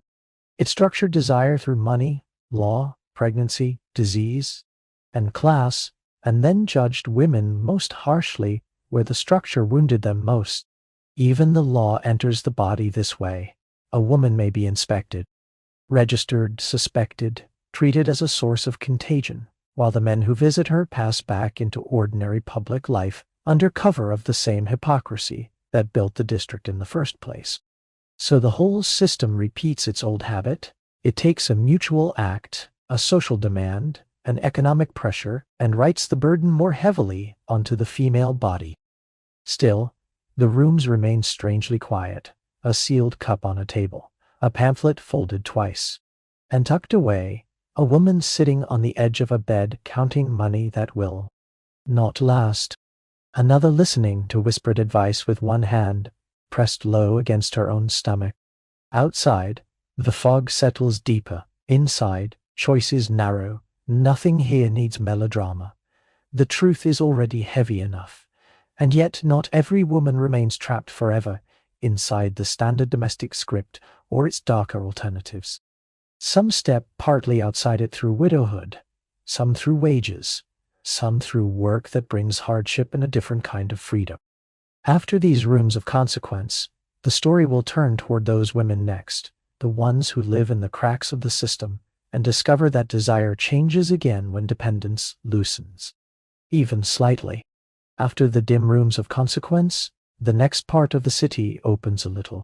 You see it first in the widow walking through the park, her dress black, her veil half lowered, her steps measured, but no longer girlish. The trees hold the last of the afternoon light in a softer way than the drawing rooms ever did. Gravel shifts quietly under her shoes. The whole scene appears wrapped in mourning, in restraint, in the solemn dignity the age expects from a woman who has already passed through marriage and loss. Yet beneath that black fabric something else has changed as well.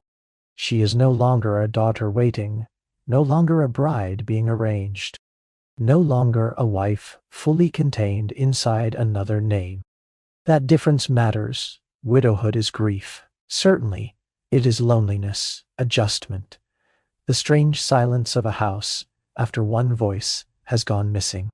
But in the Victorian world, it could also bring an altered kind of freedom, incomplete, conditional, often shadowed by pain, yet real enough to be felt in the body. A widow may manage money in ways a wife could not. She may own, decide, refuse, receive visitors with a different authority. Society still watches her, of course, but it watches her differently.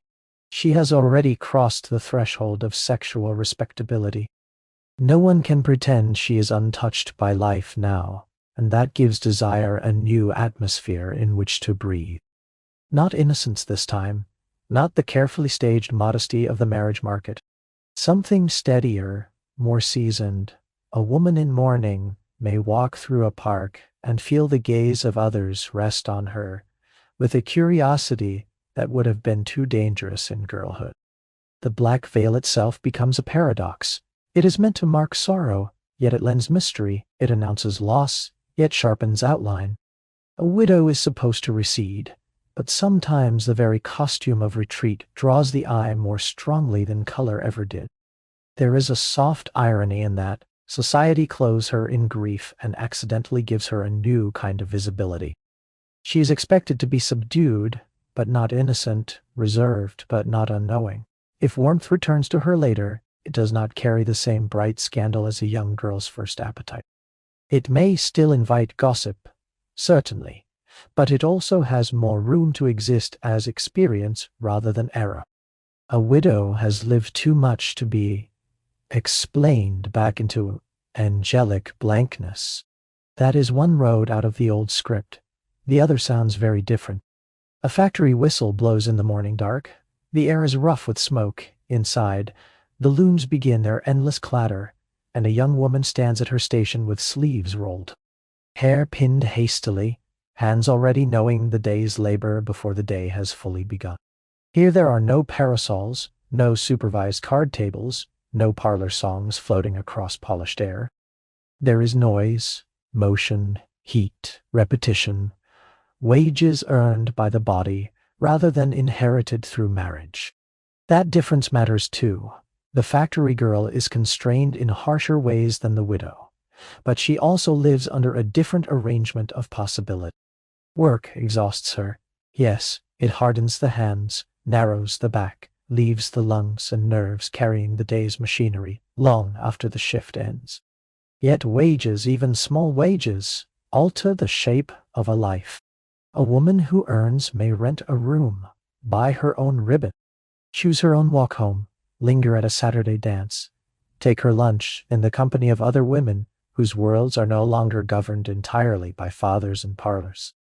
Desire changes in such a life. It does not become easy, it does not become safe, but it becomes more immediate, more threaded through labor, fatigue, comradeship, and the simple fact of moving through public space with a body that has somewhere to go besides marriage. A girl at the loom may laugh with a man at midday and know the laugh belongs to her, not to family choreography. She may walk home arm in arm with a friend and feel that companionship itself has widened the world. She may dance on Saturday night with sore feet and tired shoulders and discover that exhaustion does not cancel longing. Sometimes it sharpens it. You can feel the texture of that life in small details. A lunch break in weak sunlight, bread broken between work-rough hands, a factory whistle falling silent at last, lamplight catching tired faces in a rented room, the sound of music starting up in a hall where wages, however meager, have purchased an evening not entirely owned by duty. The body remains burdened, yes, but burden is not the only thing it carries now. It carries motion, contact, choice in fragments. That is the quieter reveal here, outside the daughter-wife model. Women often found partial freedoms that changed the way desire could be felt, managed, and sometimes acted upon. Not perfect freedom, never that. The widow still answers to money, memory, and reputation. The factory woman still answers to hunger, danger, exhaustion, and the old punishments waiting for any female misstep. But both live a little differently from the ideal bride at the center of Victorian fantasy. They inhabit edges, and edges often allow more air. The widow learns that loss may loosen one set of chains, even while fastening others. The duty worker learns that wages may buy fragments of selfhood, even when the work itself consumes the day. What she go? Both become legible outside the polished myth of feminine dependence. Both prove that once a woman is no longer perfectly enclosed by the old script, desire changes shape with surprising speed. It may become quieter, sadder, more practical, more companionate, more bodily, more selective. It may lose some illusions and gain some honesty, and the city, by the late Victorian years, is filling with more and more women like this. Women moving through streets, factories, offices, trains, lecture halls, meetings. Women less easily held in one moral frame, women whose longings begin to resemble not only private feeling, but collective pressure. Something is changing now, slowly but unmistakably. Desire is no longer only a matter of bedroom secrecy, diary pages, whispered friendship, or hidden rooms. It is approaching a threshold where bodies, voices, machines, and politics will begin to meet. The park path darkens, the factory lamps go low, the dance music thins into the night, and somewhere beyond both widowhood and labor, the next age is already gathering itself, humming with technology, crowds, argument, and women, learning that what once had to survive alone may soon begin speaking in chorus. That is enough for tonight. The fog outside grows softer, gaslight dulls against wet stone. Somewhere a meeting disperses. Somewhere a machine is packed away in its case. Somewhere a medium removes her gloves. Somewhere a woman folds a pamphlet into her pocket and walks home through the dark feeling that her private life has become connected, however faintly, to something larger than secrecy. And as all these rooms begin to recede, the final thought becomes simple. Victorian women never lacked desire, they lacked permission, so they kept finding new rooms in which to let it live.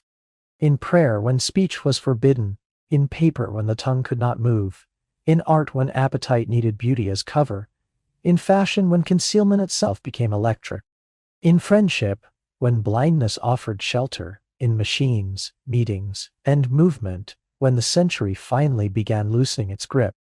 The body remembered, the mind adapted, the voice waited, then little by little, it arrived. Now the candles may go low. The séance room darkens, the suffrage hall empties, the diary closes. The train slows somewhere in the distance. A black veil passes beneath the trees. A hidden book slips back onto the shelf. The parlor fire settles, the corset laces loosen at last, and all across the century, women who were told to be still continue, quietly and stubbornly to live. So you can let the century drift now, let its shawls and gaslight and folded letters blur the edges. Let the arguments soften, let the rooms empty one by one. Let the women remain, not as angels, not as diagnoses, not as scandals, but as human beings who kept making space for themselves wherever they could. And if there is a final mercy in that, it is this. Desire did not wait for permission to exist. It only learned patience, disguise, and endurance until history, slowly, began to catch up with what the body had known all along.